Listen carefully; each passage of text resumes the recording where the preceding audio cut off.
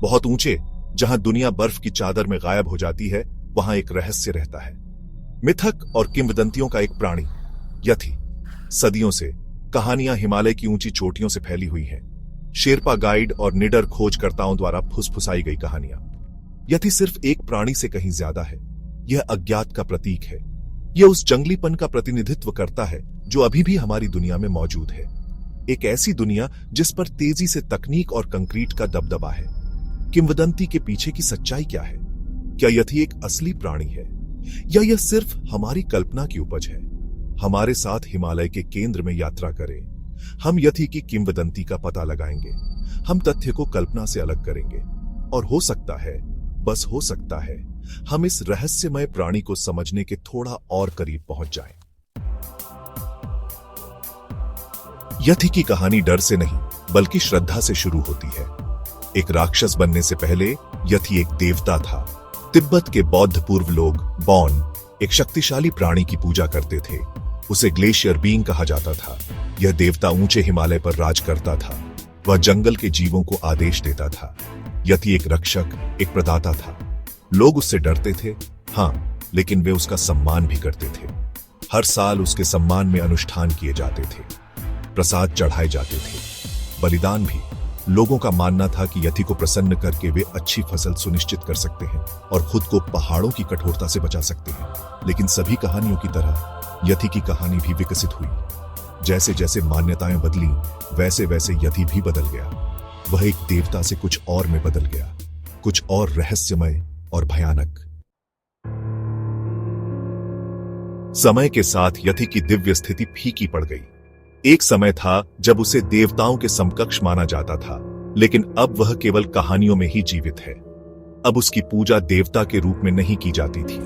पुराने मंदिर और पूजा स्थल अब वीरान पड़े हैं, जैसे कि वे भी यथी की तरह भुला दिए गए हो। इसके बजाय वह लोक कथाओं का एक प्राणी बन गया।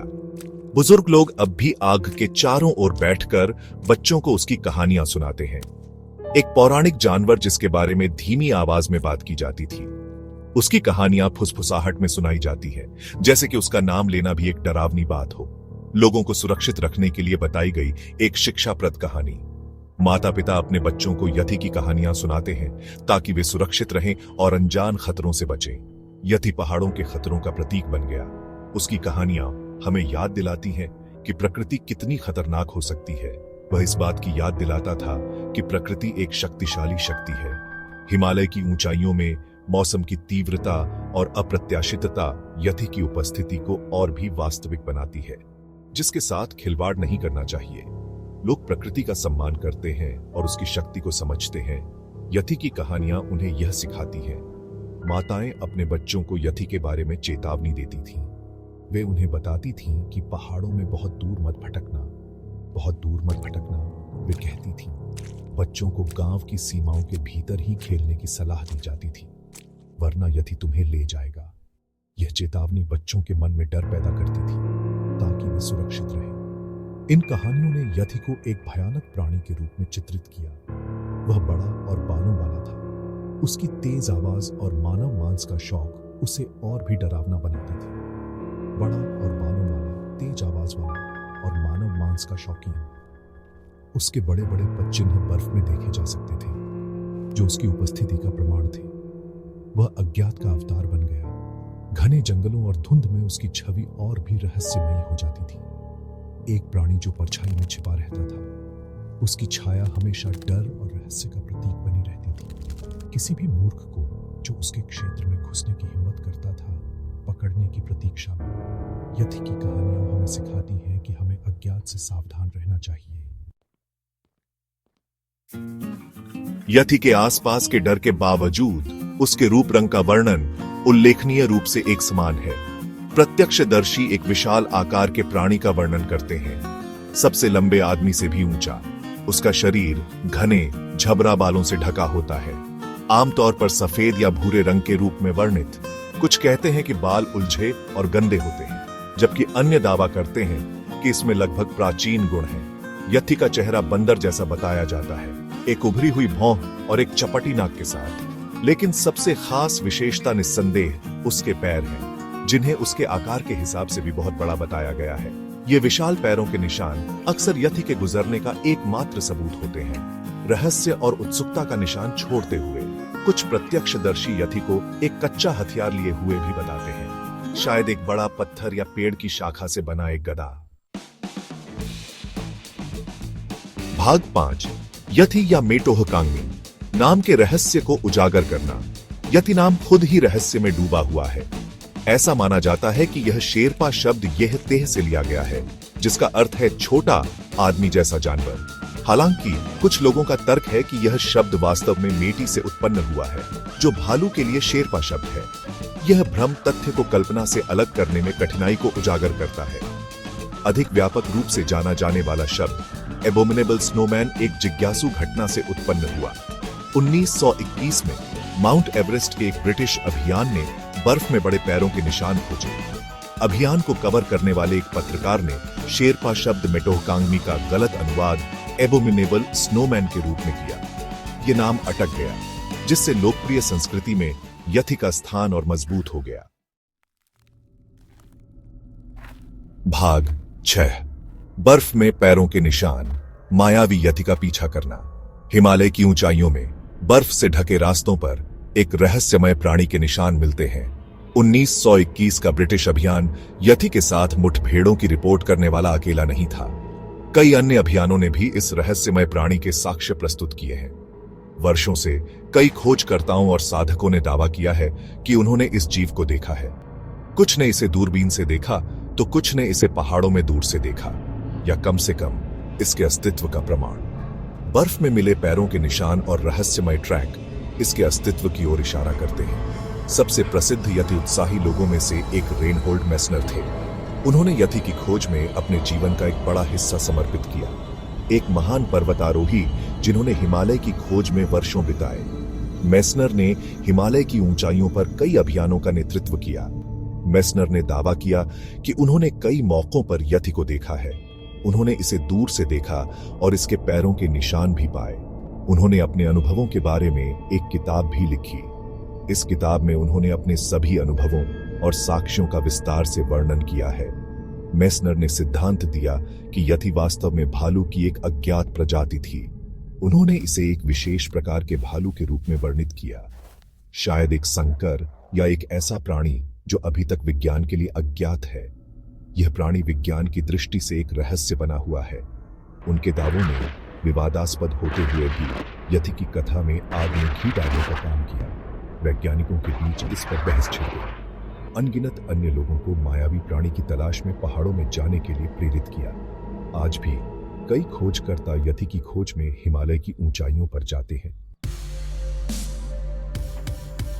भाग 7, दुनिया की छत से फुसफुसाते हुए स्थानीय किंवदंतियों में यथि। हिमालय की छाया में रहने वाले लोगों के लिए यथि सिर्फ एक मिथक से कहीं बढ़कर है।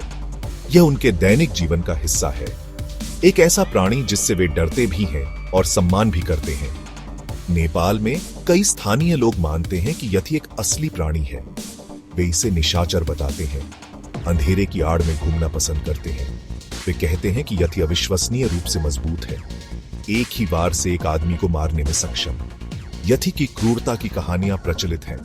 मृत पाए गए याक के किस्से जिनका खून निकाल लिया गया था, या अकेले यात्रियों के बिना किसी निशान के गायब हो जाने की।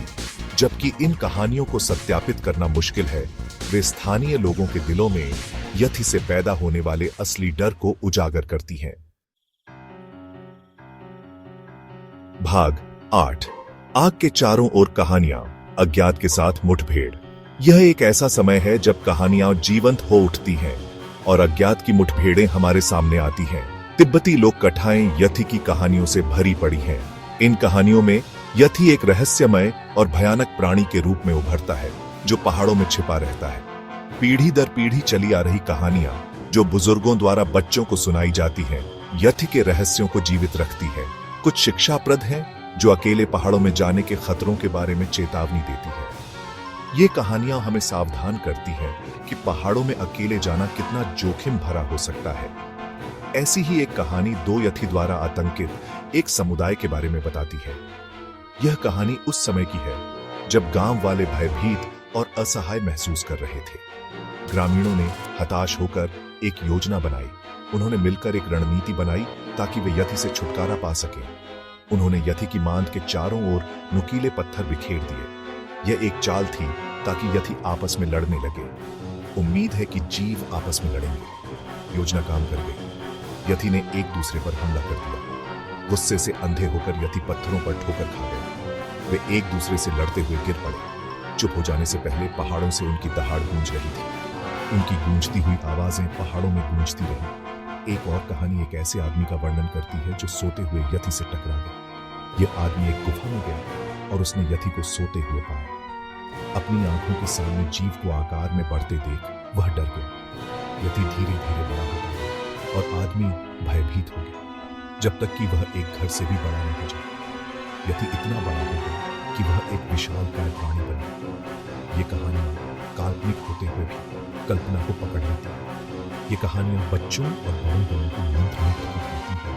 यति के रहस्य और आकर्षण को बढ़ाता है। यति का रहस्य और भी गहरा हो जाता है और उसकी कहानियां और भी रोमांचक बन जाती हैं।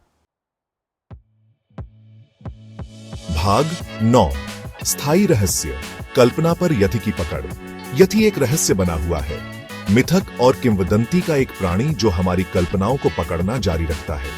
कई अभियानों और अनगिनत घंटों के शोध के बावजूद इसके अस्तित्व का ठोस प्रमाण मायावी बना हुआ है।